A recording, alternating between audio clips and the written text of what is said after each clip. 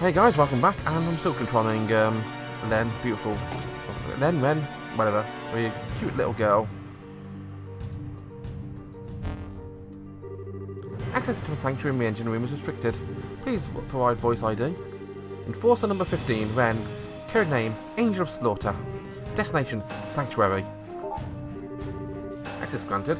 Welcome, Enforcer Ren.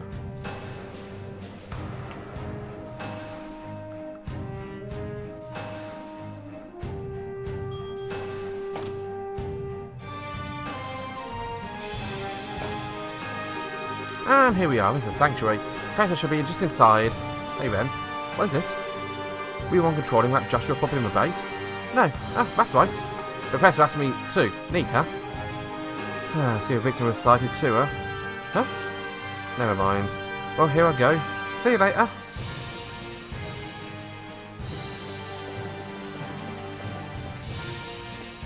Okay, very grandiose room for him. The big door at the end.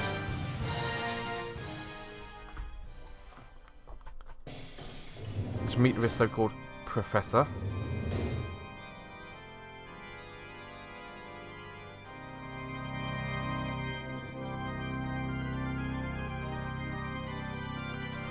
And he's got an organ, of course he does. Who's the guy you think he is? Necklord.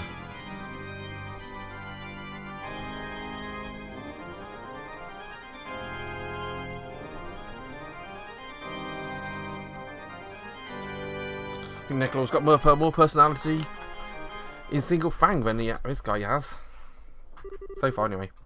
Welcome aboard the Glorious. It's been some time since we last met, Estelle. Ah, Professor Alba. I thought it was you. I finally remembered when I heard your voice a minute ago. Cassius Bright's daughter continues to impress. The seal on your memory wasn't particularly strong, but throwing it off on your own is still worth doing some manner of praise. My apologies. I've yet to introduce myself properly. My true name is George Wiseman. I'm one of the Angris supervisors of the society. An Angris? So you're like one of the high commanders? Something like that. Now, as I said before, I'm completely prepared to answer any questions you may have. What would you like to ask first? Honestly, there's so much to ask. I'm not even sure where to start. You needn't fret. Take your time thinking things over. If it pleases you, I can play a relaxing etude while you collect your thoughts. Yeah, I think I'll pass. You know, you don't strike me as someone who'd be into that sort of thing. Whatever. Here's a question for you. Was the whole poor archaeologist thing a total act or what? Putting the poverty aside, I actually am an archaeologist. And as an aside, I picked up a pipe organ during my time with a church. I may not be that Everbonian you spend so much time with, but I dare say I'm decent. Wouldn't you? Hang on, the church, like the Septian? I was something of an academic priest.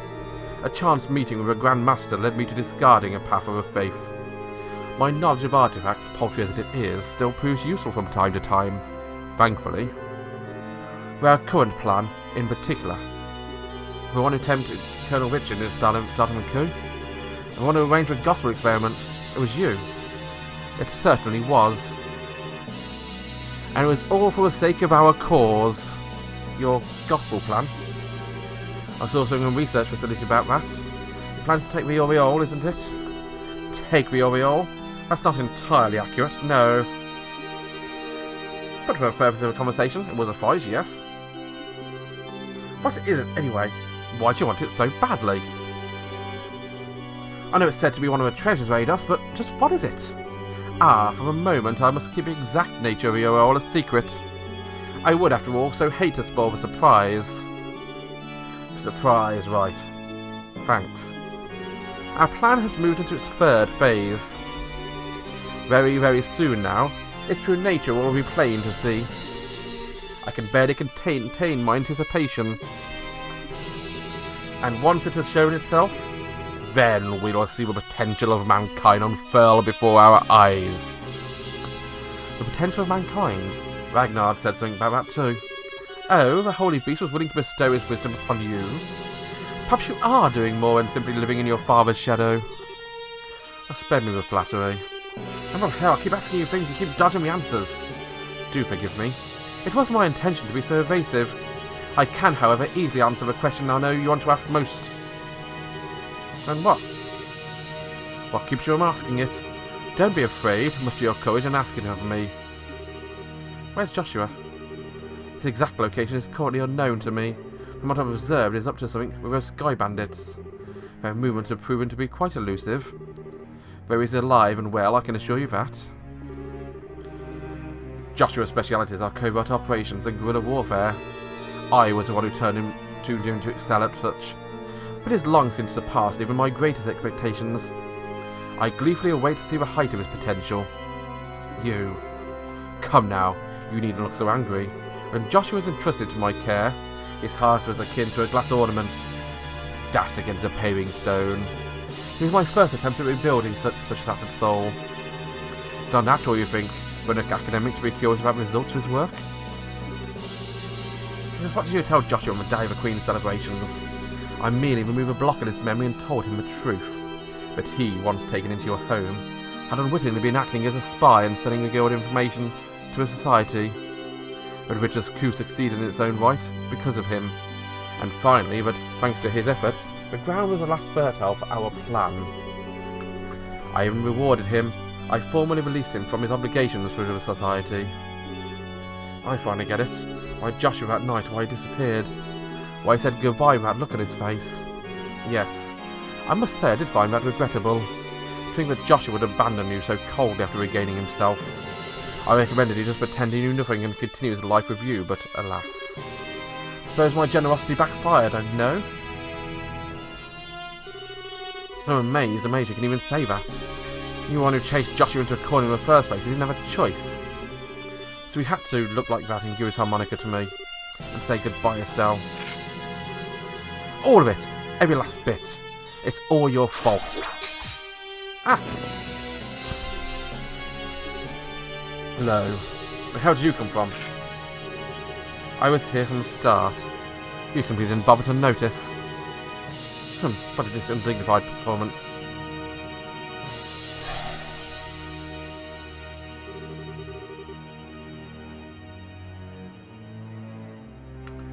You performed so well in completing my challenges too. Did I not teach you to think before you act? Come on, give us some credit. Takes balls to pick a fight with him. Agreed, regardless of his skills, her courage is certainly impressive. But I wonder if we could call it courage or foolishness. Oh crap. So you're Divine Blade's daughter.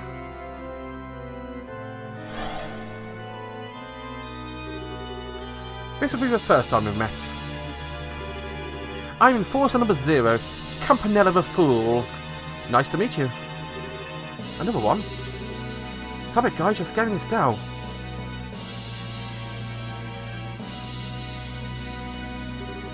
Where to? You don't need to worry, Estelle. I know what I said last time, but we aren't here to hurt you or anything, promise. Hey, Professor. Why not ask Estelle right now? Well, now's a good time as any. How about it, Estelle? Would you like to join us? What? I'm sorry, I misheard that. Would you say it one more time? I asked if you would like to join the Society of Ouroboros. You wouldn't become a full-fledged enforcer right away, of course. You would need more candidates. You would be more a candidate for the position. What? Are you insane? Come now. It's hardly a leap of logic you're thinking. Joshua's been rather stubborn about returning, but with you here, he would undoubtedly come back to us. And to you. Estelle, you want to see Joshua again more than anything, right? If you join us, that'll come true right away. What's there to even think about? But now then, Estelle might need some time to weigh her options. We'll be departing the ship for a little while on business, Estelle. You may give us your answer when we return.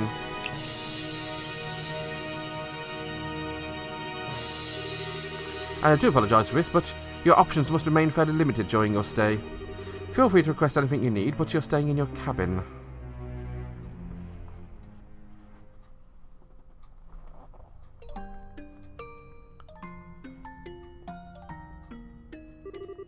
If I join the society, I'll meet Joshua again. That's all but guaranteed, but besides, I don't have to join him for real, right? I just like pretend to join him and learn more about how they operate. I'm not the best actress in the world, it might be hard, but it's better than just being locked up. Okay, not me controlling her. No, that's stupid. This isn't the way I do things. Pardon me? Huh? You? No need to be on guard. I'm no interest in harming you, though if you try something like that little stunt of yours earlier, I may have no other choice. I'm so sorry. What are you doing here anyway? Won't you guys get out somewhere? The Professor and the others are the ones who will be advancing the plan. I'm staying behind, minding the glorious. What is it you people are planning on doing?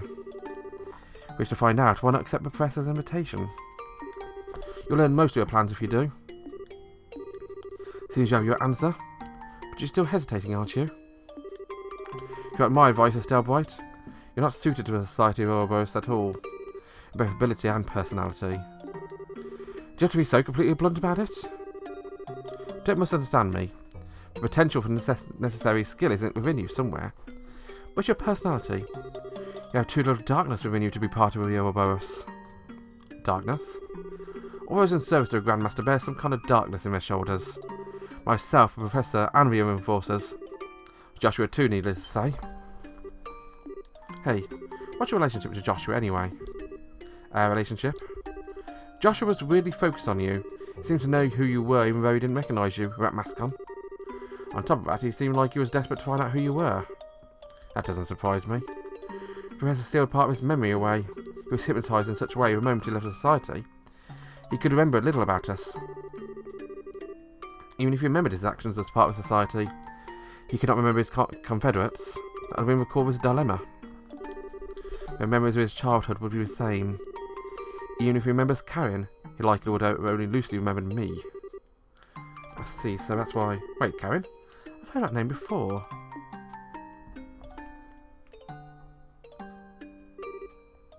Karin Astray. A childhood friend of mine, and Joshua's older sister.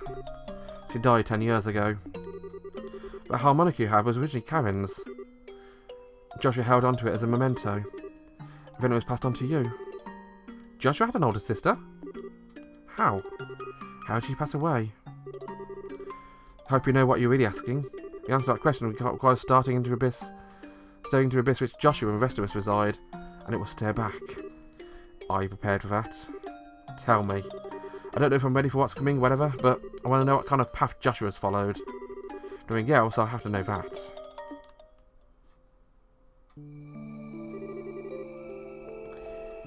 It was a little over 10 years ago, back when you could still find a village of Hamel on maps in Ereboni and Liberl.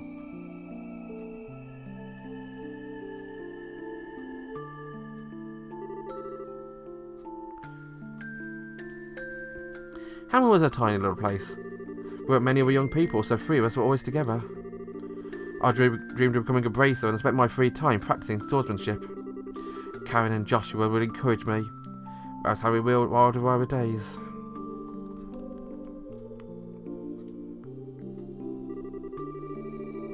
Once I was done with practice, we'll turn our ears to Karin's harmonica. Karin could play anything with harmonica, anything. My favourite was always the old Erebonian folk song, The Whereabouts of Light. It seems that bliss would last forever. We believed that, we had no reason to doubt it.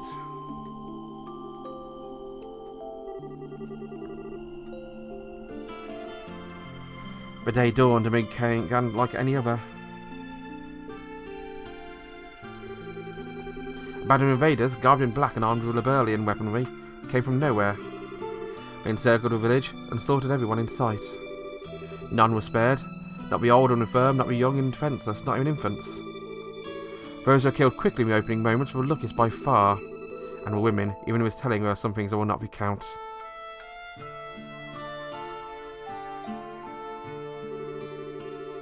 We fled desperately from that hell. We were lucky to be in a position to escape when the attack began. We fled for the outskirts of the village. Screams of our own families carried to our ears in the wind. Once we'd gotten to the outskirts, I told Karin and Joshua to act as bait to confuse any pursuers. Promised them I would catch them up as soon as I sent them ahead. But the attackers, they laid their plans well. They had people in position to deal with any who tried to flee.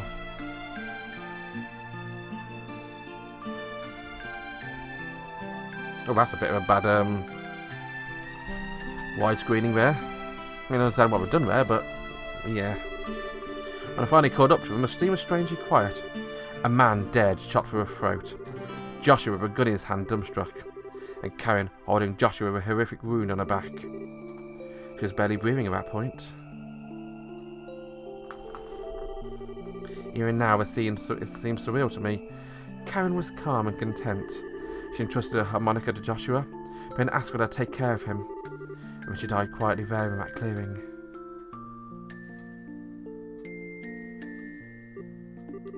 Why? The Empire invaded Liberl almost immediately afterwards. A defenceless little village, its inhabitants slaughtered by men Liberlian in arms. It was almost too perfect an excuse to invade. Liberlian troops doing that? The local garrison found us. They were adamant the invaders were Liberlian.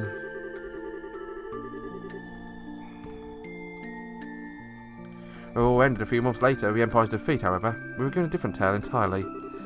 They told us that instead of a band of Jaeger dropouts, had turned to pure brigandry. They told us to never speak to anyone else of the attack. The Erebonian authorities had announced that Hamon had been destroyed on a landslide. And all roads leading there would be closed completely. Hold on, what? Why do I lie about that? Neither explanation makes sense. That's almost like... Huh. Indeed. Everything was a fabrication by the Warhawks and the Empire to justify the invasion of Liberl. At the end of the war, the ruse were discovered, and the Imperial government fell into panic. They conceded a comprehensive peace and executed nearly everyone involved in the plot, all to pretend that it never happened. That, Estelle Bright, is a tragedy of Hamon in full. That was also when Joshua's heart was broken entirely. He was now burdened with the torturous death of his sister, parents, and everyone he knew, in the shock of taking another man's life. How could that not have shattered the soul of a 6-year-old child? You likely heard the rest from Joshua. His spirit was so wholly broken he lost all will to do anything but play the harmonica. As all the two of us were found by Wiseman. To save Joshua's life, I entrusted him to Wiseman's care and threw myself into training. And then, 2 years later, Joshua was repaired, as he was by Wiseman, followed the same path. That is darkness, Estelle Bright. Do you understand what sort of gulf separates now you and Joshua? Do you understand what he stares into every day? I do, yeah. Now I think I really understand why Joshua left. Next time you see him, tell Wiseman thanks but no thanks. I'll never join Ouroboros. Not because I like or dislike the society, but as long as I'm going to pull Joshua back over that gulf we mentioned, forget it. Well, I do feel kind of bad about letting Ren down after she went through all this trouble to invite me. Think she'll forgive me if I'm sorry? You're one of a kind, Estelle Bright. To hear those horrors thus lose your hesitation. You're truly more than just a daughter of a divine blade. Thanks for the compliment, I guess. And you say all that, but you care about Joshua too, right? You guys were friends. Maybe a little more like brothers. Let me be absolutely clear. That was 10 years ago. To me now, is nothing more than a rogue element to be eliminated. The Professor seems to enjoy letting Joshua do as he pleases. I, however, have a different plan in mind. Sooner or later, I will deal with him personally. Wait a second. What the hell is this? Karin asked you to take care of him. Does that mean anything to you? I have my own path I've chosen for myself. I've dedicated myself to my goal, and any who stand in my way shall die to my blade. Not even Karin's final request will stop me. How can you?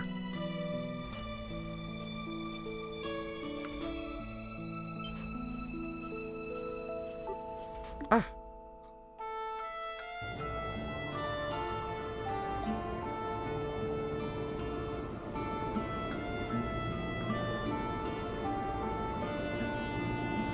They're flying through the rudders.